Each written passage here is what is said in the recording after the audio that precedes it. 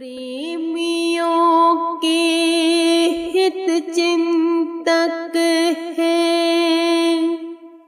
श्री सतगुरु दीन दयाल। मौसम चाहे बदले रंग सतगुरु करते संभाल। मौसम चाहे बदले रंग सतगुरु करते संभाल। बोलो जयकारा बोल मेरे श्री गुरु महाराज की जय। गुरुमुखों, यह श्री लीला अक्टूबर सन 1990 की है, जब श्री गुरु महाराज जी पंचम महाराजाधिराज ने इंदौर सुखधाम आश्रम में कृपा फरमाई। श्री गुरु महाराज जी ने कुछ प्रेमी गुरुमुखों को वहां सेवा के लिए साथ चलने की आज्ञा प्रदान की और उन्हें फरमाया कि हल्का व छोटा सा बिस्तर और जरूरत का थोड़ा सामान साथ रखें। वहां आवास के लिए स्थान पर्याप्त नहीं है। वहां पहुंचकर श्री महाप्रभु जी ने फरमाया कि केवल 8 दिनों में ही आप सभी गुरुमुखों को एक बिल्डिंग तैयार करनी है। उस समय न अधिक सर्दी थी और न ही गर्मी थी। कुछ गुरुमुख श्री आनंदपुर से यहाँ पर सेवा के लिए पहुँचे हुए थे। आवास स्थान की कमी के कारण 15-20 गुरुमुखों के लिए टेंट की व्यवस्था की गई। यह श्री प्रभु जी की लीला थी अथवा कुदरत का एक खेल, जिसने यह दर्शा दिया कि महाप्रभु जी को अपने सेवकों से कितना स्नेह और हित चिंता होती है। कुदरत चाहे उनकी सेवा में विघ्न डालने के लिए कितने ही यत्न करे, वह उन्हें एक पग भी पीछे नहीं हटा सकती। प्रथम दिन सेवा में संलग्न रहने के पश्चात रात के समय मौसम ने ऐसी भयानक करवट बदली मानो पर्वतीय क्षेत्र से बर्फीली हवा ठंडी लहर बनकर यहाँ पहुँच गई। गुरुमुख जन अपने हाथों को मसलते हुए परस्पर कहने लगे कि अभी थोड़ी ही देर में गर्माहट आ जाएगी, और वे भजन पर बैठ गए। महाप्रभु जी को अपने कमरे में चैन कहाँ। श्री गुरु महाराज जी अपने कक्ष से बाहर आ गए और टेंट के समीप पहुंचकर फरमाया, यह ठंड तुम्हारी परीक्षा लेने के लिए आ गई है। घबराओ नहीं, जैसे ही यह आई है वैसे चली जाएगी। उस टेंट में बैठे हुए सभी गुरुमुखों को पास ही हॉल कमरे में ले गए। वहां बिछी हुई सब दरियों को तह करवाकर गद्दे बनाकर और ऊपर कंबल की तरह डालकर आराम करने के लिए फरमाया। सबने श्री महाप्रभु जी के चरणों में दंडवत प्रणाम करते हुए विनय की कि भक्त वत्सल भगवान को अपने भक्तों का कितना ख्याल है।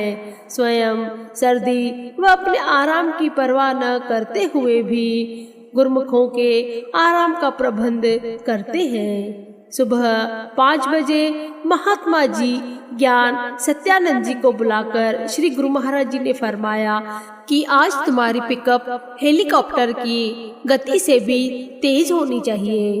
तेज रफ्तार से श्री आनंदपुर पहुँचो और शाम समय तक यहाँ वापस लौट आओ, और वहाँ से इसमें बिस्तर, स्टोर के सारे कंबल व कुछ गद्दे भरकर वापस सुखधाम पहुँच जाओ। ध्यान रहे कि कहीं रास्ते में कोई दुर्घटना न होने पाए। उन्होंने विनय की कि स्वामी जी आपकी कृपा से ही यह सेवा पूर्ण होगी। शाम के समय जब पिकअप वापस पहुंची तो उसमें से बिस्तर उतरने लगे।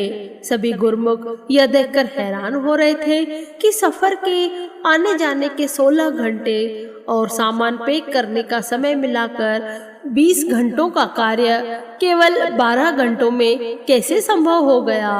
महाप्रभु जी उस समय निर्माणाधीन उस बिल्डिंग के पास कुर्सी पर विराजमान हुए और फरमाया कि सभी गुरुमुख जितने चाहो कंबल उठाकर अपने तन पर लपेट लो और 10 मिनट भजन पर बैठ जाओ। सबने श्री मौज अनुसार कंबलों के ढेर में से कंबल उठाकर लपेट लिए और श्री दर्शनों का दिव्य आनंद लेते हुए भजन पर बैठ गए।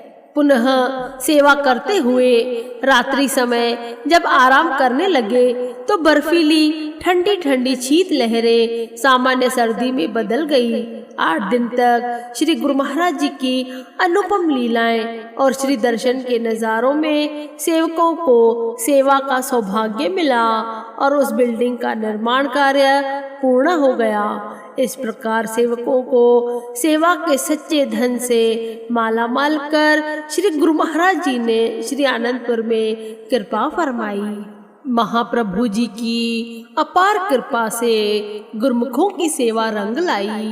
सचमुच ही गुरुमुख प्रेमियों को दरबार की निष्काम सेवा करने में जो आत्मिक सुख और शांति मिलती है वो कहीं और मिल ही नहीं सकती। वो तो केवल और केवल संत महापुरुषों की चरण शरण में बैठने से ही मिलती है। ये तो श्री परमहंसों के अनंत उपकार हैं जो उन्होंने हम गुरुमुख प्रेमियों के लिए श्री दरबार खोले हैं। हम गुरुमुखों का ये कर्तव्य है कि वहाँ पर दरबार में जाकर निष्काम सेवा करें।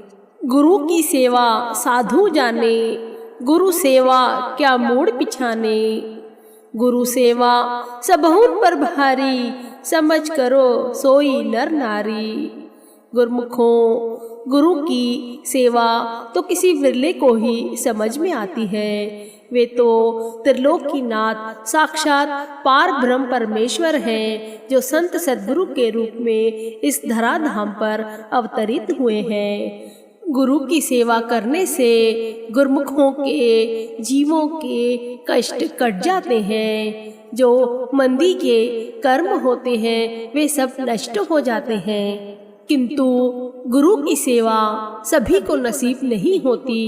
जब भी कोई विरला प्राणी, विरला गुरुमुख जब श्री संत सद्गुरु से अथाह प्रेम करता है तब श्री गुरु महाराज जी उन गुरुमुखों पर, उन जीवों पर प्रसन्न होकर उन्हें सेवा प्रदान करते हैं, जिससे उनके जीवन में खुशियां ही खुशियां आती हैं। क्योंकि मंदी कर्म सेवा से ही कटते हैं, सिमरन से ही कटते हैं।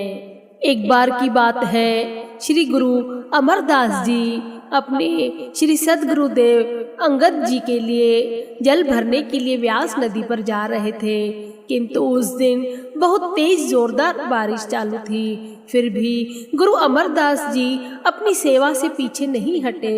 वे श्री गुरु महाराज जी के लिए लोटा लेकर जल भरने गए।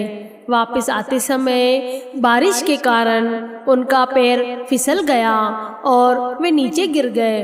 किंतु उन्होंने पानी को छलकने नहीं दिया, क्योंकि उनका पूरा ध्यान उस लोटे में समाये हुए जल की तरफ था। क्योंकि उनको पता था कि ये श्री गुरु महाराज जी के लिए जल है। जिस जगह पर गुरु अमरदास जी गिर गए वह एक जुलाहे का घर था। जुलाहे को किसी के गिरने की आवाज आई। फिर उसने अपनी पत्नी को बोला कि देखो तो जरा बाहर कौन है, किसके गिरने की आवाज आई है।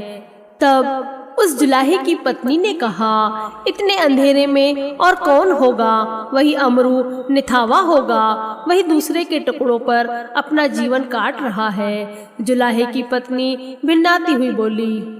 गुरु अमरदास जी ने जुलाहे की पत्नी की बात अनसुनी कर दी और वे उठकर गुरु के घर की ओर चल दिए। गुरु अंगद देव ने उनके लाए हुए जल से स्नान किया और वस्त्र धारण करते हुए गुरु अमरदास से पूछने लगे, भाई अमरदास, जब तुम जल भरकर व्यास नदी से लौट रहे थे तब तुम्हारे साथ कोई हादसा हुआ था?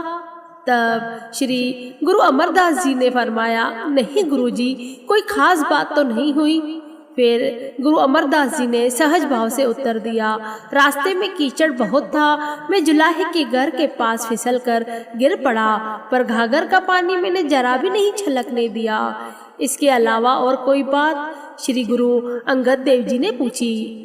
तब गुरु अमरदास जी ने बताया, नहीं गुरुजी, और तो कोई बात नहीं हुई, केवल जुलाहे की पत्नी अपने पति से कह रही थी कि बाहर गिरने वाला अमरू होगा, जिसका इस संसार में कोई अपना नहीं है, वह बेसहारा है।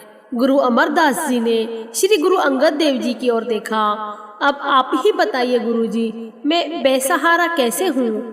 आपका सहारा मुझे है, आप मेरे स्वामी हैं और मैं आपका सेवक हूँ, फिर मैं बेसहारा क्यों हुआ, कैसे हुआ?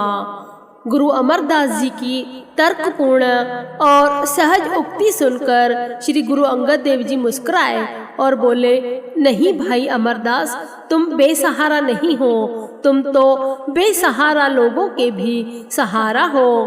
तू निथानिया दा थान निमाणिया दा मान है, नी गतियां दी गति, नी पतियां दा पति है, निधियों दा पीर, नी आसरियां दा आसरा, तू सब दा स्वामी।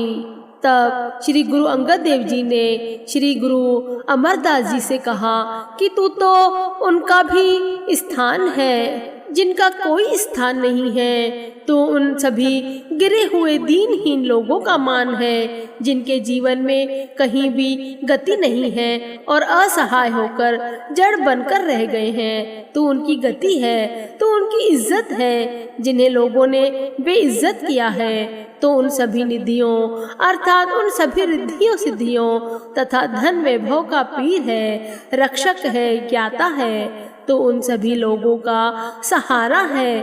और जो असहाय है, बेसहारा है, तो उनका एक सहारा है, तो भला बेसहारा कैसे हो सकता है? गुरु अंगद देव जी के स्नेह भरे वचनों को सुनकर गुरु अमरदास जी का हृदय गदगद हो उठा।